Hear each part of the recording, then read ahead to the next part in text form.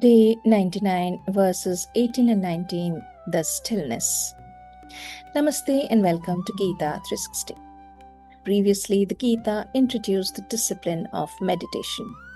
It spoke about solitude, posture, attention, and balance.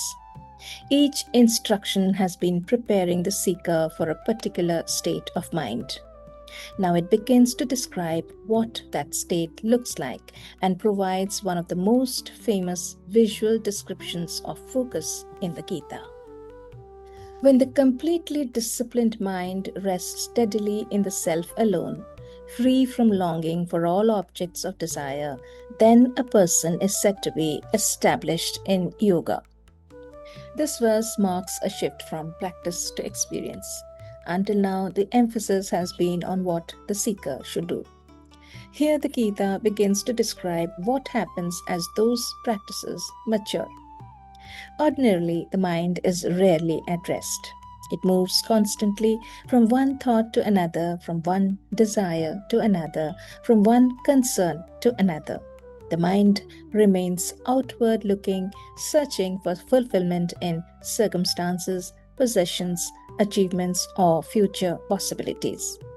This verse describes a different state. The mind is no longer compelled to keep searching for fulfillment outside itself. Instead, it becomes settled and rests within itself. This does not mean the person has withdrawn from life or lost interest in the world. Rather, they are no longer dependent on external conditions for their sense of completeness. This is why the Gita specifically mentions freedom from desires. The mind is no longer driven by the belief that fulfillment lies in the next acquisition, achievement, or experience. The mind stops chasing and simply rests. This is the state the Gita calls yoga.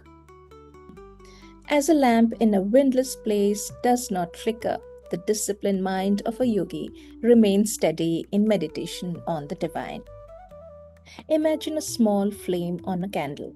If you place it near an open window, the passing breeze will cause it to dance, flicker, and distort, making the light unstable. But if you place that same lamp in a completely sealed, windless room, the flame becomes vertical, still, and sharp. It does not flicker anymore because the source of disturbance is absent. The same principle applies to the mind. Desires, fears, worries, attachments, and endless mental activity are like winds that keep the mind in motion.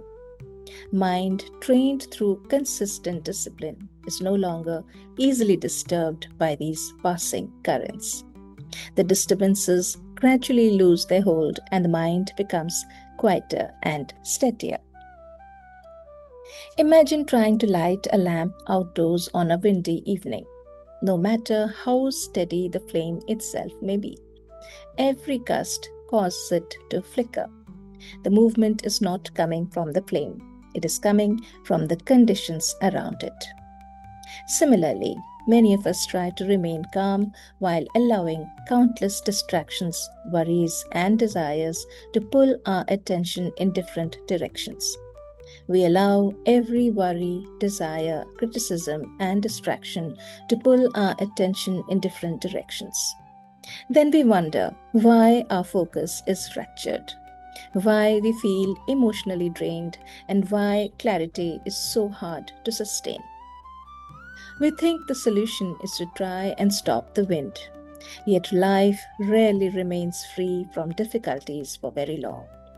One challenge gives way to another. One responsibility is replaced by the next. Hence, the Gita invites us to look in a different direction.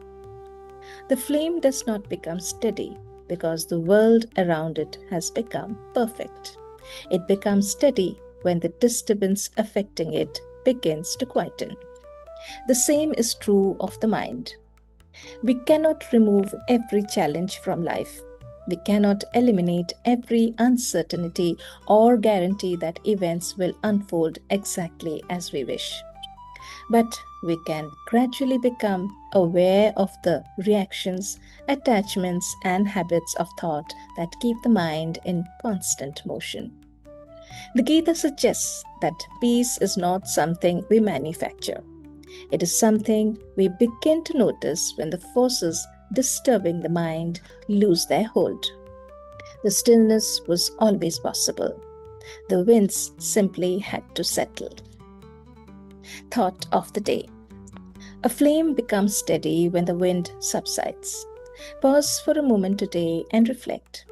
What are the winds that most often disturb my mind? Thank you for joining me on Gita 360.